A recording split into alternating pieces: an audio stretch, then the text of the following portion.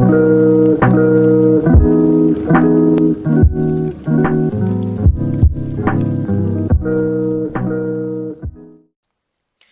guys, what is going on? RedMaster here, and welcome back to the episode of Cards and Castles Beginner's Guide, the second in the three-part series that I want to bring to you.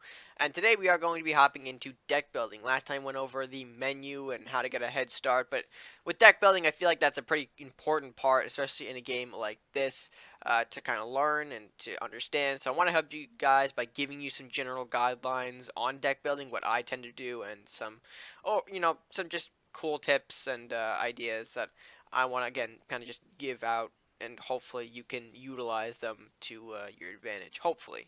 Not really sure, but we'll see where it goes. Something I want to do emphasize, though, these ideas or these tips are going to be kind of just as general as possible to avoid any sort of, archetypal thinking or some specific decks. If you want help with a specific deck that you're kind of interested in, I recommend joining the Discord. It's going to be the top link for at least this video, or kind of all my beginner guide videos. You'll notice that the Discord link is the first in the top of the description, because I feel like it's just a very really important tool, especially in a game like this, to kind of get a hold of, to talk with fellow members of the community, to understand some cool ideas, to kind of just Discord, great tool. So with that being said, I kind of just left it at Discord. So let's go ahead and jump into some deck building. I'm going to make a deck for you guys. It's not really going to be optimized at a competitive level, nor do I think it's going to be one that I think any beginner could grasp. I mean, I'll try maybe, but there's no really guarantee that I'm going to be making a deck that's like every new player can jump onto. But again, another reason why to join the Discord, they do help you with things like that, especially if you are a player who has a lower collection than what I'm running. Any sort of deck issues or like missing card issues that you might have, the people over on Discord can certainly help you with your deck problems. So with that being said, without further ado, let's go ahead and jump into some deck building and teach you guys what I know. Alright, so the first step in deck building is obviously your faction selection. Now, there is a possibility that you can pick up to just one faction and go with that, but I do recommend, especially for newer players who don't really have an established collection, that you do go two factions, mainly because it does help you learn a bit more, helps you get an idea of the different factions that you may be playing. And, with more cards available at your disposal to choose from in two factions rather than one, it just makes sense for you to have more options to choose from, more resources, if you will. But in terms of faction selection, there's not really too much that I recommend to players. If you are new, I recommend that you guys base your faction choices off a couple things, like what do you tend to play a lot of, like what's your favorite play style out of the factions, what do you find kind of more entertaining, or what do you have the most cards in, where does your collection kind of point towards in terms of like, oh, I have more pirates than crusaders, or I have more Vikings than ninjas, so I might go with X and Y, which is definitely something to or it's a good go-to as well, I should say.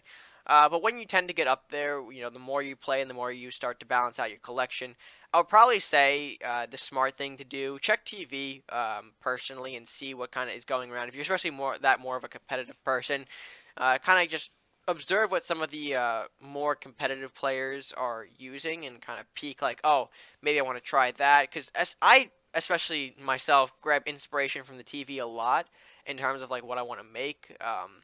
But I could see that going for some other people as well. Some maybe a bit more casual or a bit more competitive than others, but usually if you tend to go off the TV, I would say you can have a good idea of what factions are pretty popular and what's kind of is going around right now, so you can make decks to go with that or counter that, whatever you want to kind of throw around in there. But for today, I'm going to go with Crusader Warlock. I feel like that's probably the easiest deck colors to maybe grasp, especially early on.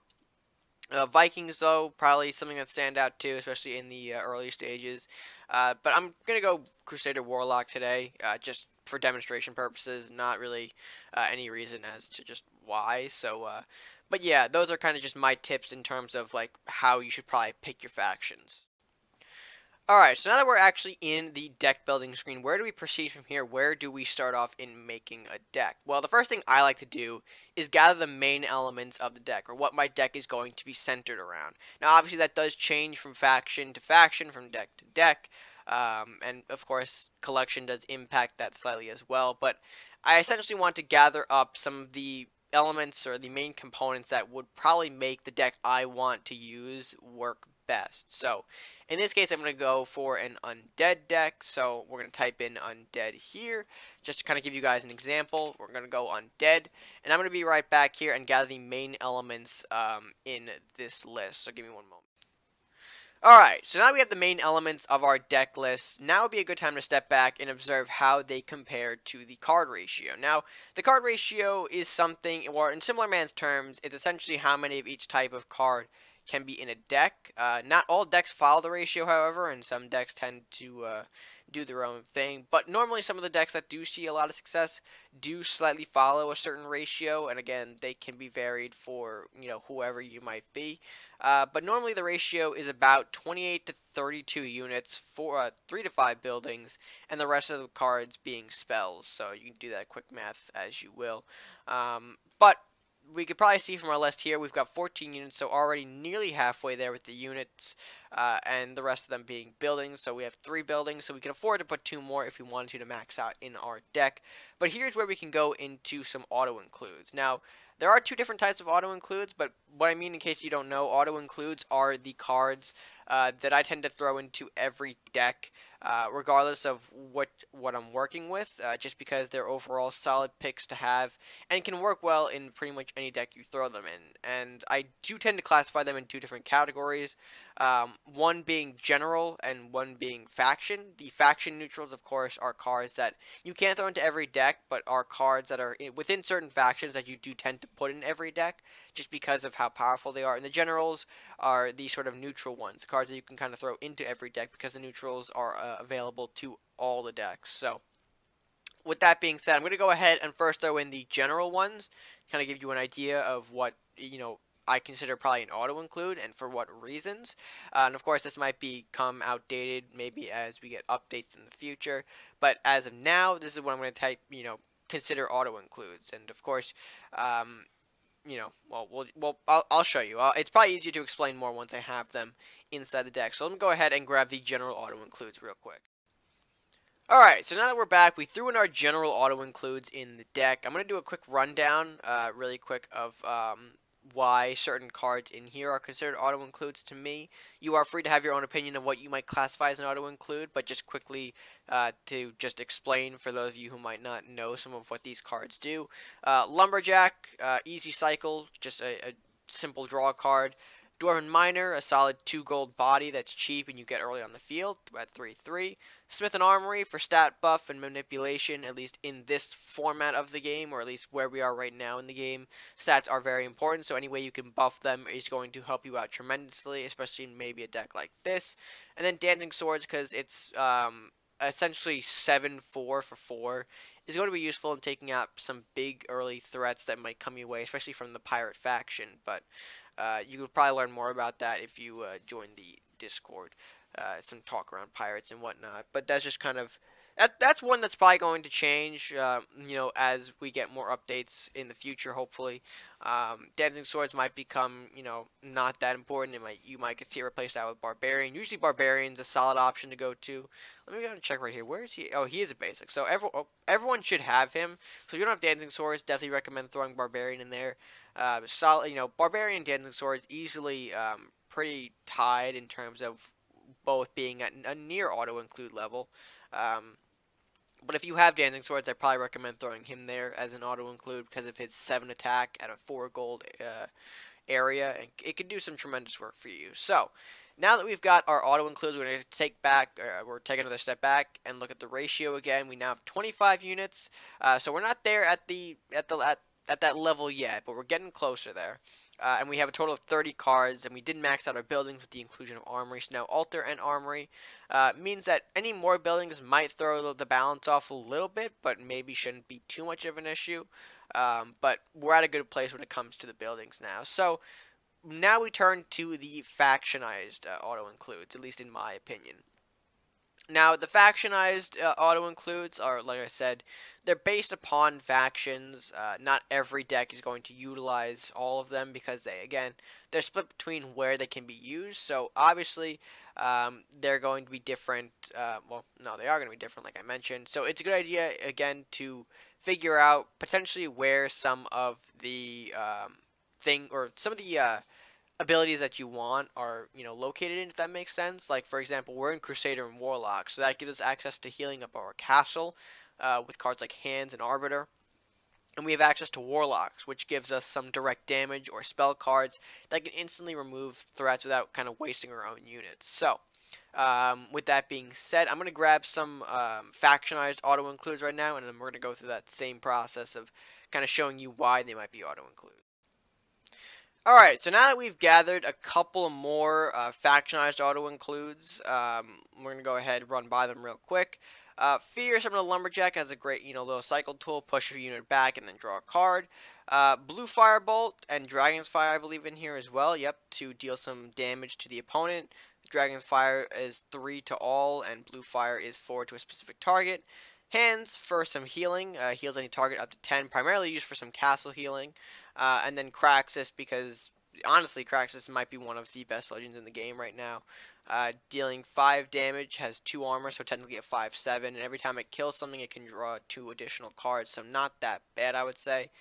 So now we do have, now that we do have these factions that includes, where does that leave us in terms of the ratio? Well, we're at 27 units, which is, I think about 1 unit off from being at that 28 mark, so probably some room to throw in there.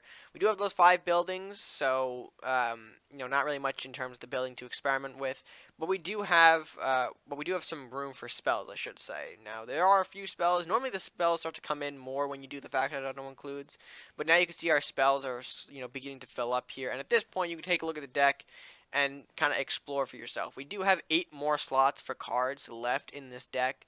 Where does that kind of leave us to go? Well, we could throw in some cards that we might think that we need, but I think before that we should check some certain curves, if you will.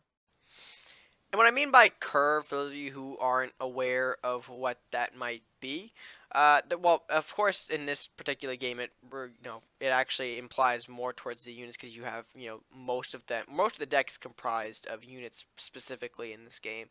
But it usually gives you an idea of how many of each costing card you can throw into a deck. Sort of like the ratio guidelines, you don't have to follow them word for word. But some of the more successful decks do tend to follow some of these. So for 30 units, I would say 1 to 2 gold, you might see around 9 cards. For the 3 to 6, you'll see about 15.